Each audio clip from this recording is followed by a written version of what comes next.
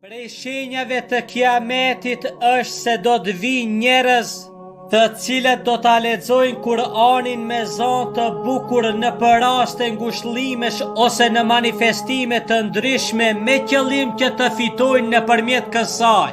Nga Imran ibn Husein radiallahu anhu tregohet se ai kaloi pra një personi që po lexonte Kur'an para njerëzve. Dhe pasi që e mbaroi leximin e Kur'anit, ai u kërkoi atyre të holla. Atëherë Imrani tha të Allahut jemi dhe tek ai do kthehemi. E kam dëgjuar pejgamberin sallallahu alaihi wasallam duke thënë: kush këndon Kur'an le të kërkoj nga Allahu i lartë madhërisëm, sepse do të vinë disa njerëz të cilët do të këndojnë Kur'an, mirë po ata do të lipin pare të holla për leximin e Kur'anit.